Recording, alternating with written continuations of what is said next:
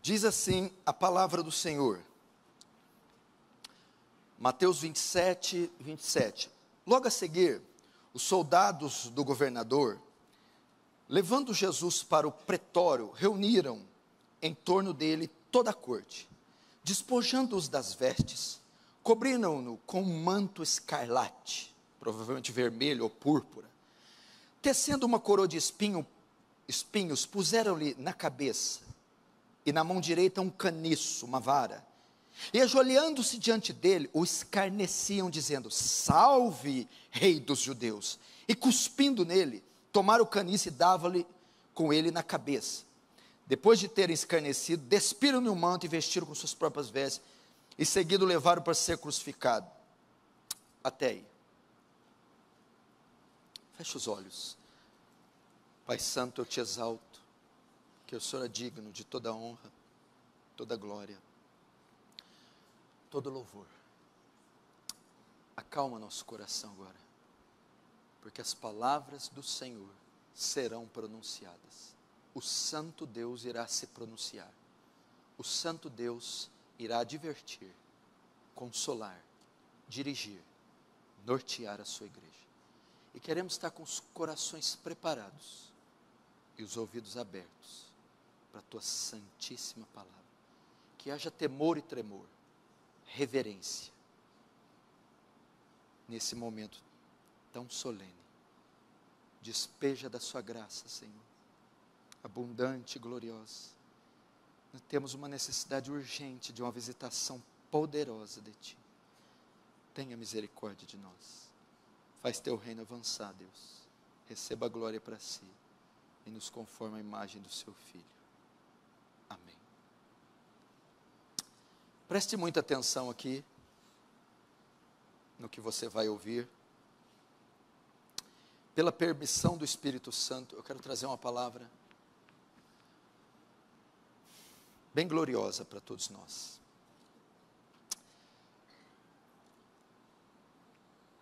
Esse momento é um momento dos mais constrangedores envolvendo a pessoa de Cristo. Ele vem, cumpre o seu ministério terreno, e ele é sentenciado à morte. Entregue pelos judeus, sentenciado por Pôncio Pilatos. Mas quando ele vai se dirigir a Pilatos, já tinha sido açoitado, estava predito que ele iria morrer. E o que acontece? Neste momento, antes que ele tome a cruz, ele vai ser flagelado, vai apanhar com varas, paus, e um chicote, com 7 tiras de couro, e na ponta de cada tira pedaços de dente de animal de ferro, de maneira que ao ser chicoteado, de maneira que ao apanhar com esse chicote, as crianças lá no fundo, por favor, no hall de entrada, de maneira que ao apanhar com isso, o corpo dele foi dilacerado.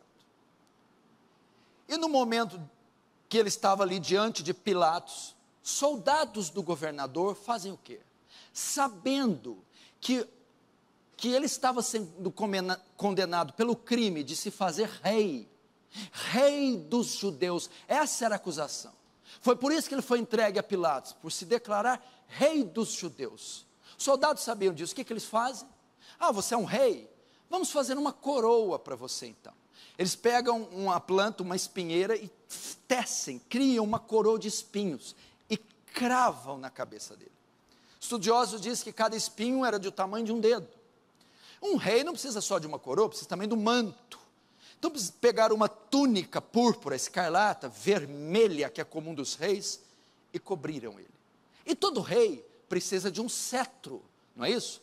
Pegaram um caniço, uma vara, e deram na mão dele. Estava ali Jesus, todo ensanguentado, flagelado, despido das suas vestes, com o manto vermelho, com a coroa de espinhos e com um caniço na mão. Eles se ajoelharam dele e diziam: salve, rei dos judeus. Eles estavam zombando dele, zombando dele. Aí o que acontece? A história, ela é muito engraçada. Deus, na sua soberania, faz o quê? Eu vou completar esse negócio aí. Rei tem coroa? Tem coroa, deram coroa. Rei tem túnica? Tem, deram túnica. Rei tem cetro? Deram cetro. Mas rei também precisa de trono. Agora ele vai receber o trono. Ah, mas o trono você vai ter que carregar. Dão-lhe uma cruz para ele carregar. Jesus carrega, sobe no Gólgota, na caveira, e é crucificado. É a posse do monarca. É a posse do rei. O rei está agora no seu trono. E todo rei que entra no seu trono, ele dá um discurso. Todo ministro, presidente, estadista, monarca, quando assume o poder, ele discursa. E é lá nesse trono que Jesus menciona algumas palavras, e é o que nós vamos ver. As 7 palavras de Jesus. Antes de morrer, naquela cruz, Jesus cita 7 frases, são as suas últimas palavras, as últimas palavras dele antes da morte, e ele vai pronunciá-las na sua cruz. O Rei dos Reis, o Senhor dos Senhores, o Rei dos Judeus, coroado, vestido, e agora no seu trono, vai pronunciar as suas palavras. São 7 palavras, e é sobre isso que eu vou pregar, as 7 palavras de Cristo. Qual foi a primeira delas? A primeira delas, e eu não vou dizer aqui, não está narrado aí, eu vou fazer de forma aleatória, só olhe para mim. Ela está descrita em João 19, 28. Muito engraçado, o apóstolo João, muito interessante, peculiar, é ter registrado essa palavra. João 19, 28, Jesus pronuncia a primeira palavra, tenho sede. É isso que ele fala, do alto da cruz, pregado. João 19, 28, Jesus diz, tenho sede. É a primeira das 7. O que isso significa? Por que ele disse isso? Foi o apóstolo João quem registrou isso. Se você ler o livro de João, o Evangelho de João, você vai ver que João, ele está preocupado em mostrar a humanidade de Jesus. Por isso que ele vai dizer, no princípio era o verbo, logos, o verbo estava com Deus, o logos estava com Deus, e o verbo era Deus. No verso 14, João 14, e o verbo, e o logos, e o divino, se fez carne, se fez homem. Por quê? Porque a primeira grande ameaça da igreja do primeiro século, era uma seita, um segmento religioso que se chamava gnosticismo e docetismo, ok? O que o gnosticismo e o docetismo ensinavam? Que Jesus Cristo era só Deus, era só divino, não era humano, ele não podia ser humano, ele não tinha carne, se ele andasse na areia não ficava pegadas lá. João teve que lidar com isso, a igreja teve que lidar com, no primeiro século, combater o gnosticismo, porque Jesus Cristo, ele era Deus sim, era 100% Deus, mas era também 100% homem. Por que Jesus disse isso? Primeiro, o sentido era apologético, defender a natureza humana, dizendo que até nos últimos dias de vida, ele continuava homem, porque falou, tenho sede. Sede é uma faculdade do homem, a faculdade física, a necessidade fisiológica do corpo, mostrando a humanidade de Jesus. Mas o que isso reporta para nós? O que mais está dizendo? Docetistas, gnósticos, se não houver humanidade em Cristo, e só divindade, não pode haver redenção. A ideia que João está passando é assim, para nós sermos redimidos, perdoados, é necessário um sacrifício feito no nosso lugar, e um sacrifício substitutivo, mas para que o sacrifício seja perfeito, esse sacrifício deve ser 100% humano. Jesus quando diz, no alto da cruz, tenho sede, ele estava demonstrando, quem está aqui pregado, é um sacrifício exatamente como vocês, humano exatamente como vocês, e vai na cruz, morrer, para vocês serem redimidos, por isso ele disse, tenho sede, ele está provando a humanidade de Jesus. A expiação só poderia se dar por um outro homem morrendo. E Jesus era 100% homem. Segunda frase que ele vai pronunciar na cruz. Agora, propiciando o sacrifício para o homem. Agora há o sacrifício. Há o substituto. No Antigo Testamento, você tinha ali o que fazia expiação pelo pecado, ou seja, cobria, perdoava. Era um cordeiro, era uma ovelha macho pequena, novinha ainda. Você tinha no Velho Testamento um cordeiro. Jesus Cristo é o cordeiro. João Batista, quando vê, diz: eis o Cordeiro de Deus, que tira o pecado do mundo. No Antigo Testamento também tinha um ritual assim, antes do cordeiro ser recebido, ser recebido por sacrifício, o sumo sacerdote punha as mãos em cima da cabeça dele, antes do sacrifício. Por quê? Transferindo o pecado de Israel para o cordeiro. Esta foi a função de Cristo. E para ser o cordeiro, ele tinha que ter sede, fome, ele tinha que sangrar, ele tinha que ser humano. Segunda frase de Jesus na cruz está registrada em Lucas 23, 34. Ele diz assim, a segunda frase do alto do seu trono. Primeiro discurso dele: tenho sede. É normal um monarca exigir algo, né? Agora eu estou tomando posse do reino, tenho sede. Segunda frase do seu discurso: Pai, perdoa-lhes os seus pecados. Ou em outra tradução, que eu gosto mais: Pai, perdoai-vos, porque eles não sabem o que fazem. Primeiro momento, essa palavra está sendo dirigida para os judeus.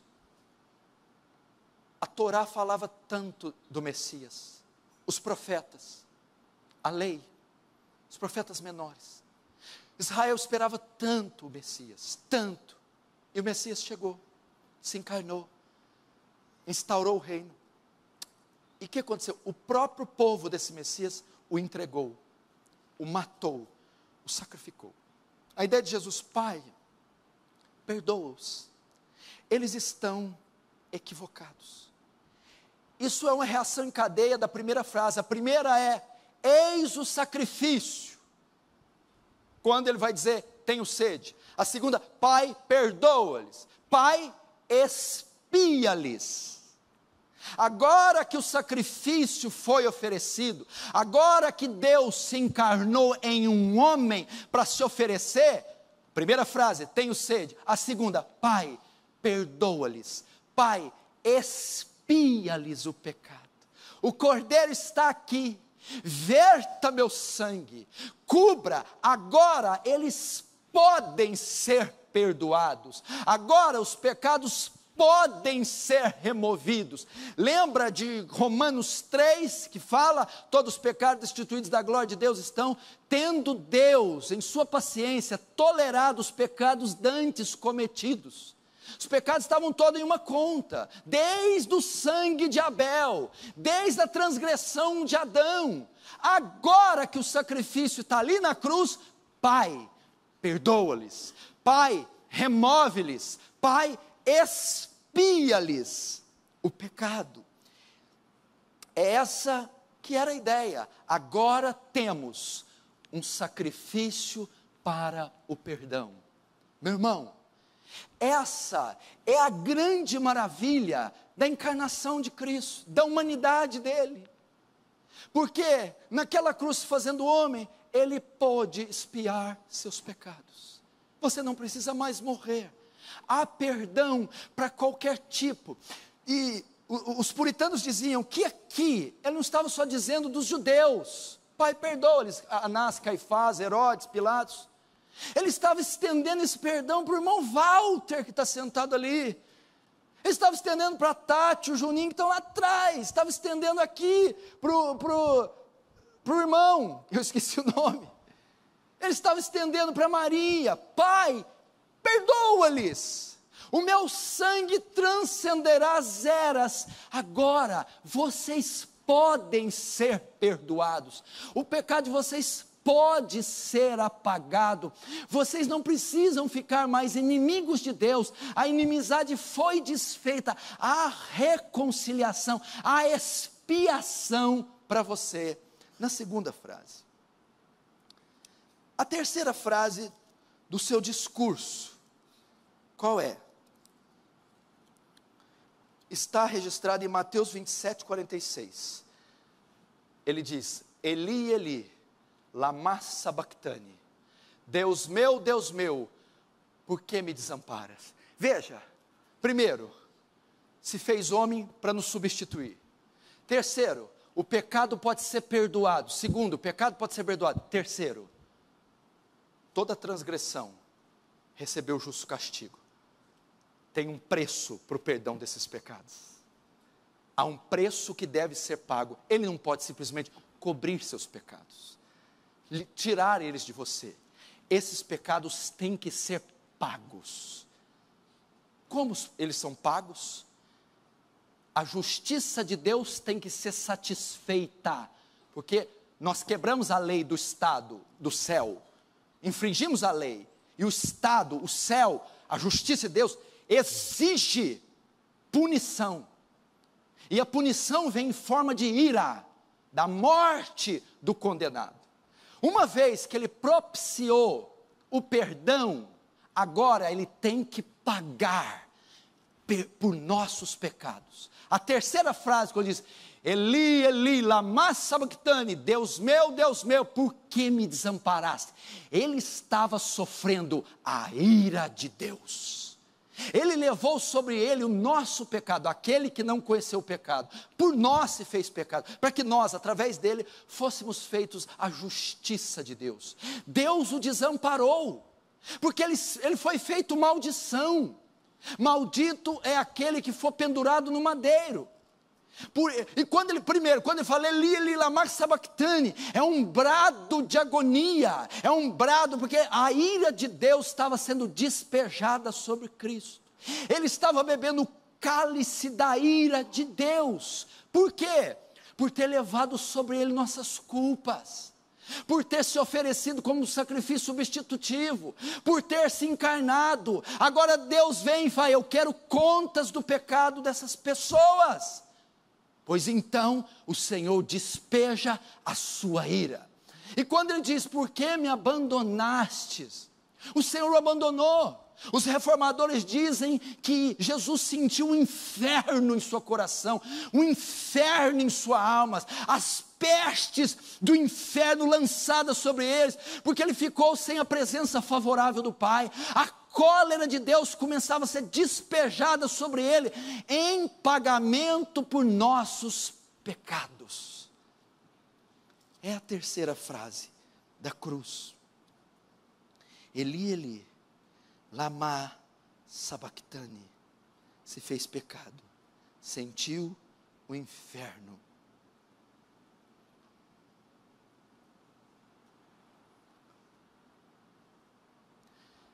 Quarta frase da cruz.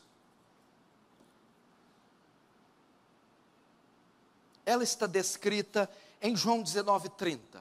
É uma das frases mais lindas de todo o Evangelho, de toda a Escritura. A quarta frase que Jesus pronuncia do seu discurso é: está consumado. Está consumado. O que é isso? Uma vez que ele se fez carne, teve sede, para nos substituir. Nos substituindo, agora pode expiar nosso pecado. Expiando o nosso pecado, tem que pagar por isso. Paga sofrendo a violenta ira de Deus. E agora, satisfazendo a justiça de Deus, Ele pode dizer: tetelestai, está consumado, não há mais nada que pagar, toda dívida foi paga, está consumado.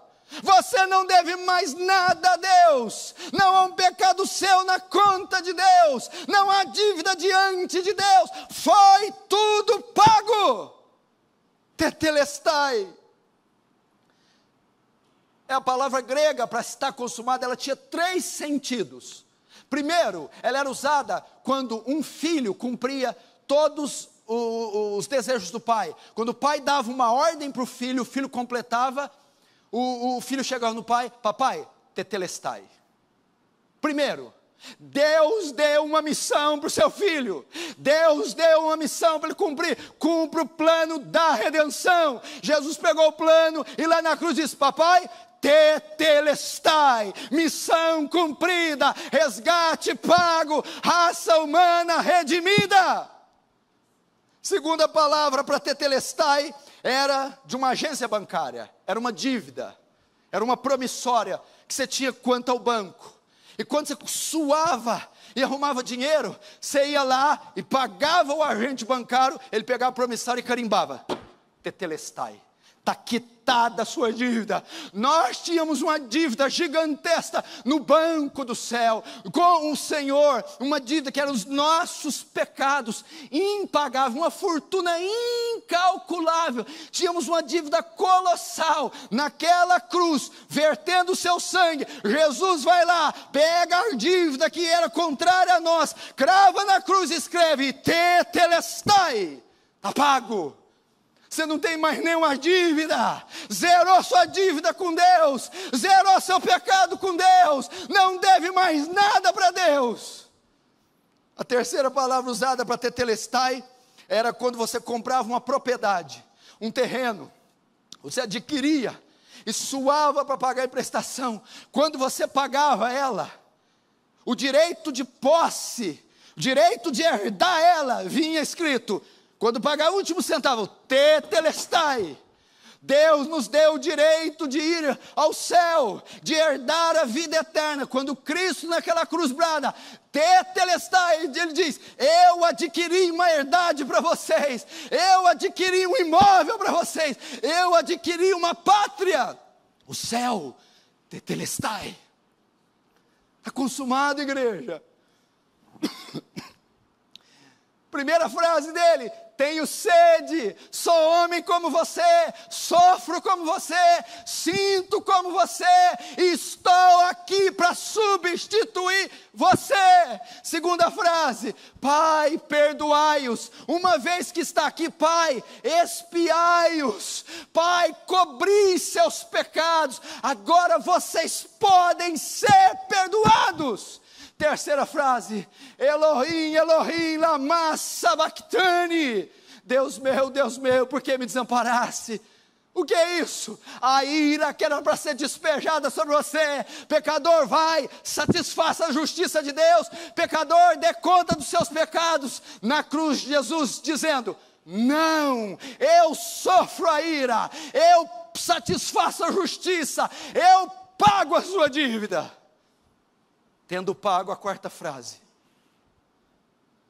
tetelestai, está consumado. E agora nenhuma condenação há mais para os que estão em Cristo Jesus. Quem tentará acusação contra os escolhidos de Deus? É Deus quem os justifica. E quem os condenará? Pois foi Cristo que morreu, ressuscitou, subiu aos céus e está sentado à destra do Pai. Já não há condenação para aqueles que estão em Cristo Jesus. Quarta frase, quinta frase do discurso memorável de Jesus.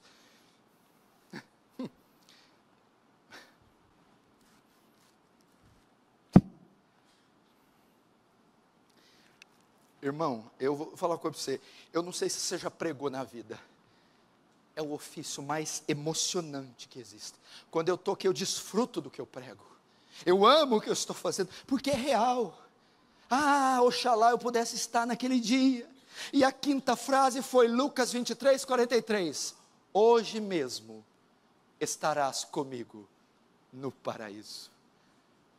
Olha a reação em cadeia. Uma vez que está consumado, Danilo, agora a entrada para o céu está aberta. Hoje, depois da morte, hoje, quando eu entregar o meu espírito ao Pai, hoje, você, ladrão da direita, estará comigo no paraíso.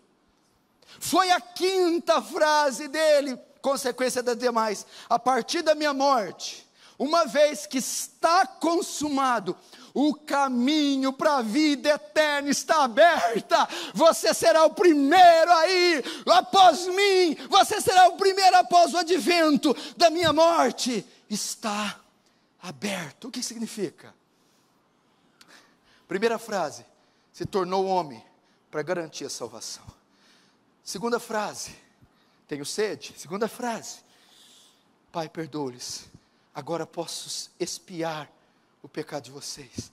Terceira, tendo expiado, a justiça tem que ser satisfeita. Eu satisfiz, Elohim, Elohim, lama sabachthani. Quarta, a justiça sendo feita, finish, consumado. Quinta, estando consumado, imagina que acenda, Jesus pregado, e o outro falando impropérios para Jesus, o da direita, Jesus no meio, um da esquerda ou direita, o da direita, de repente, no da direita, uma luz divina vem sobre ele, meu Deus, é Deus que está do meu lado, enquanto o outro falava impropérios, o da direita teve uma luz divina, meu Deus, quem está aqui do meu lado é Deus, Deus transpirando, Deus suando, Deus gemendo, Deus sangrando, é Deus, Senhor, Kyrios, ele usa, palavra para Senhor, Kyrios, lembra-te de mim, quando entrares no teu reino. Como é que o homem ensanguentado, nu, com a coroa na cabeça, vai ter algum reino? Mas o ladrão da direita foi iluminado por Deus, ouviu todas as falas de Jesus, está consumado, e o ladrão, então se está consumado, me deixe entrar. Jesus, pois não, em verdade te digo, hoje, depois que eu fechar meus olhos, hoje, depois que José de Arimateia pegar meu corpo, hoje, depois que embalsamar-me, tu estarás no paraíso. Qual que é a quinta frase de Jesus implica? Salvação garantida. Quando ele diz tenho sede, encarnou para termos salvação. Quando diz perdoa-me, agora a possibilidade de expiação. Quando ele diz Elohim lama sabachthani, agora ele tem que pagar a justiça. Quando ele diz está consumado, agora a possibilidade se torna realidade. É hoje que você vai entrar, garantiu-nos salvação. Ele estava dizendo para judeus, gregos, gentios, bárbaros, latinos, ele estava dizendo, a salvação está garantida, o caminho está aberto. Meu Deus, isso é maravilhoso. Hoje estará comigo. Quem aqui essa noite hoje quer estar com Ele? Você quer estar com Cristo hoje? Hoje você quer aceitar Ele? Hoje você quer passar da vida para a morte? Pode ser hoje, porque já foi pago. Hoje está aberto o caminho. Hoje, salvação garantida. Hoje mesmo estará comigo. O quinto discurso de Jesus compreende. O véu do templo se moveu. A dívida foi paga. O caminho foi aberto. Vocês podem entrar. Isso não maravilha vocês? Isso não maravilha vocês? Eu sou tomado de êxtase, de euforia. Hoje, meu irmão, hoje morto, esfarrapado, todo estilhaçado, rasgado, sangrando. O doador da vida concedeu vida. O doador da salvação salvou. E lá naquela cruz, o seu quinto discurso consiste em dizer: a salvação está garantida. Isso é maravilhoso. Sexta frase do seu discurso está registrada em João 19, 26, 27. Mulher, eis aí o teu filho. Homem, filho, eis aí a tua mãe. A primeira interpretação é muito simples. José, pai de Jesus, marido de Maria, tinha morrido. Ela não tinha ninguém. Os filhos dela, irmãos de Jesus, não tinham aceitado ela, estava só. O Senhor estava cuidando dela. Cuide dela, guarde ela. A Igreja Católica Romana usa esse texto para dizer que Jesus estava entregando a igreja dele a Maria, quando fala: filho, eis aí a tua mãe, dizendo que João, como membro da igreja, estaria aos cuidados da mãe, ou seja, Jesus entregou o cuidado da igreja a Maria. Blasfêmia, heresia. Não, ele estava apenas pedindo para cuidar dela. Qual que é a ideia dele aqui? Está consumado. Ele vai subir aos céus. E prometeu voltar outra vez. Ele está dizendo sobre a unidade da igreja. Enquanto eu for, até que eu volte, cuidai uns dos outros, sejais unidos em um mesmo pensamento. Ó, quão bom e agradável é que os irmãos vivam em união. Meu irmão, a Bíblia diz que ele derrubou o muro de separação e dos dois povos fez um. Meu irmão, o sangue de Jesus veio unir judeus e gentios, vem ligar membro em membro, membro em membro, e forma um corpo sólido, que é a igreja de Cristo. Então, cuidai uns dos outros. É a unidade da igreja, selada pelo sangue, nos laços do Calvário que nos unem. Esse sacrifício tem que fazer você deixar as diferenças com o seu irmão, perdoar mutuamente os seus irmãos, se unir em mesmo pensamento, em propósito de espírito com os seus irmãos. É este sangue que nos une. É esse cordeiro imaculado que nos une. O que significa? Até a volta dele temos uma jornada incrível, extraordinária. O advento do anticristo, da apostasia, do homem do pecado, a besta que sobe do mar, aflições e perseguições sobre a igreja. É tempo de unidade, a cruz nos uniu, o sangue nos uniu. Vamos cuidar uns dos outros, vamos amar uns aos outros, perdoar uns aos outros. Vamos, igreja. Essa foi a direção do Senhor, formar a igreja. A última frase do seu discurso real é uma das mais belas. A última frase: Pai, em tuas mãos entrego o meu espírito. Tendo dito isso, Jesus expirou. Está em Lucas 23, 46. É uma citação do Salmo 31, 5. Pai, em tuas mãos eu entrego o meu espírito. A primeira coisa que ele está dizendo aqui, a ideia é: foi um sacrifício voluntário. Jesus não foi vencido na cruz. Jesus não perdeu uma batalha. Jesus não foi derrotado na cruz. Ele estava parafraseando João 10, 17. Por isso, o Pai me ama, porque eu dou a minha vida para reassumir. Ninguém a tira de mim. Pelo contrário, eu espontaneamente a dou. Tenho poder para entregar e também tenho poder para reavê-la. Este mandamento recebi do Pai. Foi um sacrifício voluntário. O que ele está querendo dizer aqui? Ele está querendo dizer aqui: porque Deus amou o mundo de tal maneira que deu o seu Filho unigênito, para que todo aquele que nele crê não pereça, mas tenha a vida eterna. Qual que é a ideia? Foi por amor. Eu me entreguei, eu me rendi. Foi por amor. Ele sela a última confissão, o último brado, dizendo: foi por amor. Eu me entreguei. Foi voluntário. Eu me doei. Ninguém tem maior amor que esse, de dar a sua vida pelos seus amigos. Nisto prova Deus o seu muito amor para conosco, tendo enviado Cristo para morrer por nós, sendo nós ainda pecadores.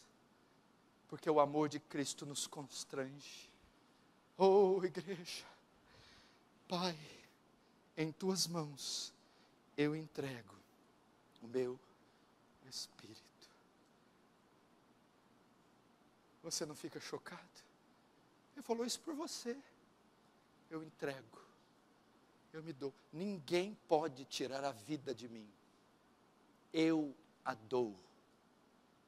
E tenho poder para isso, para dar e para reavê-la. Aleluia! Oh, a glória a Deus! Foi por amor.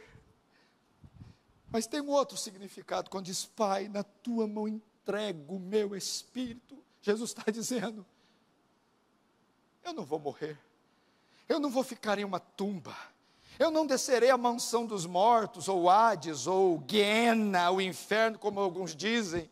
Nas tuas mãos eu estarei hoje no paraíso, hoje serei assunto aos céus, hoje estarei lá. A ideia é o quê? Que ele está abrindo o caminho para dizer: todos que me seguirem, o final da nossa vida não é uma tumba gelada, não é um túmulo frio, mas é encontrar com o Senhor nos céus e nos ares, é estar com Ele em um piscar de olhos. Isso vai acontecer com você, quando a morte vier chamar você, quando chegar o seu último dia, meu irmão, o teu espírito subirá aos céus, e você estará junto com o Senhor. Tenho sede, me encarnei, o sacrifício substitutivo, perfeito, me fiz homem para ocupar o seu lugar. Segunda, Pai, perdoai-os, uma vez que o sacrifício foi propiciado, agora há condição de expiação e de perdão. Ninguém precisa aqui morrer com seus pecados, há perdão. Veja aquele madeiro banhado por sangue, e sendo jorrado sangue, há sangue descendo, sangue que expia, sangue que justifica, sangue que limpa, sangue que perdoa. Não há pecado que esse sangue não varra, não limpe, não compre. Sangue, sangue, sangue, sangue. Qual é o teu problema? Qual é o teu pecado? Diga-me. Há sangue aqui, há sangue para expiá-lo. Terceiro, uma vez que tem o sangue, há um preço a ser pago.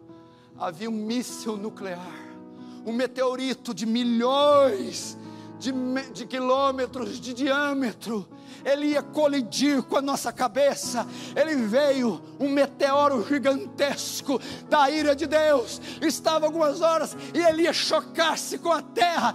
Então o céu se insurge e ressurge e põe as suas costas atrás desse meteoro, diante de vocês. Ele diz: não, quando esse meteoro foi colidir com vocês, Jesus se ergueu no madeiro, e Ele suportou todo o peso desse meteoro, sem que uma partícula pegasse em você, sem que uma fagulha, um estilhaço machucasse você.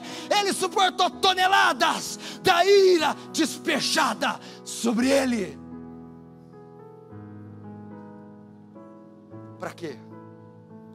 Para pagar o teu pecado, satisfazer as demandas da justiça, sofrer a ira de Deus. E uma vez satisfazendo as demandas da ira de Deus, agora Ele brada. Olha os séculos passando, veja essa frase transpassando séculos, milênios: está consumado, pago, quitado, missão cumprida, finish. Herdade conseguida, conquistada, dívida quitada, missão cumprida.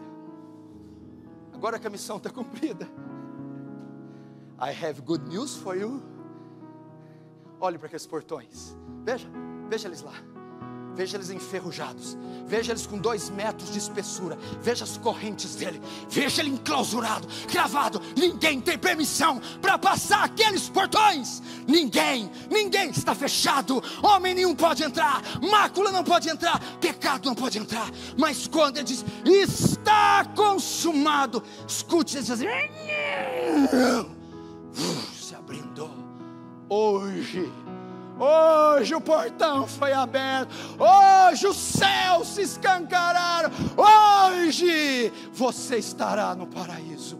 Entre, veja a luz que sai de lá, veja o piso desses palácios, veja o coro angelical esperando você.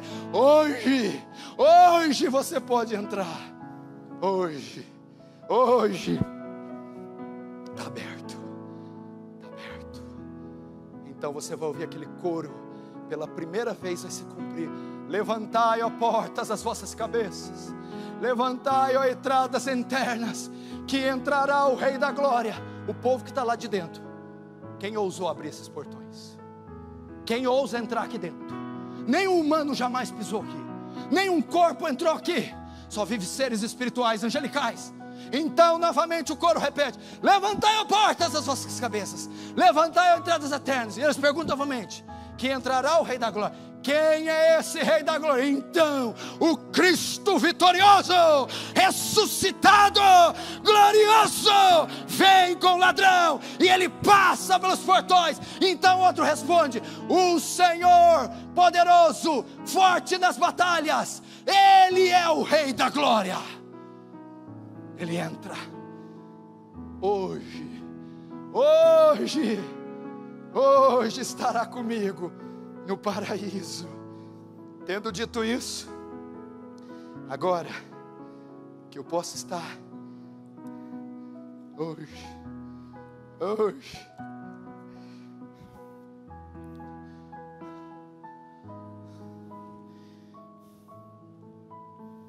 eu prometi voltar. Por causa desse romance, deixem as diferenças, perdoem, se unam, vamos ser um corpo sólido, de um só pensamento, sem divisão, sem facção, sem fofoca, sem um puxando o tapete do outro, unidos, como o exército romano. Foi o exército mais poderoso, o império mais poderoso, 5 séculos. Quando as tropas romanas se uniam, eles se juntavam em pelotões e formavam ali um esquadrão, e punham escudos em cima e na frente como um tanque, e eles devastavam tudo. Um só soldado romano podia matar 10, 20 homens. Vamos fazer a estratégia da tropa de escola romana, da guarda pretoriana. Vamos nos unir, vamos forjar como um exército, um tanque, derrubando todo oponente pela frente. E sétimo e último brado: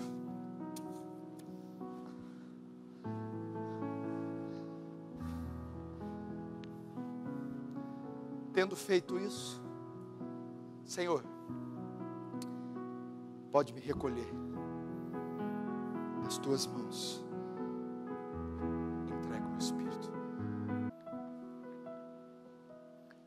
Esse é o discurso do rei. Agora sabe para quem que ele discursou? Todo rei discursa para um povo, para o seu reino, para o seu povo. Esse discurso foi para você. Esse discurso é para a igreja, é para aqueles que ele redimiu, é para você, para dizer: não temas, ó pequeno rebanho, foi do agrado do Pai lhes entregar o reino, vocês são súditos desse reino, em breve vocês reinarão com ele para sempre nas alturas. Essa é a grande promessa. Amém? Só quem está feliz e alegre. Vamos orar, curva a sua cabeça.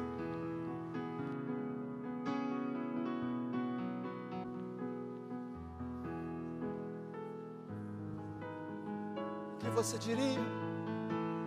Veja ele com a túnica escarlata, veja ele com a coroa de espinho, veja ele com o caniço na mão, e agora no seu trono, discursando. Ele é o Rei da Glória, é o Rei da Glória.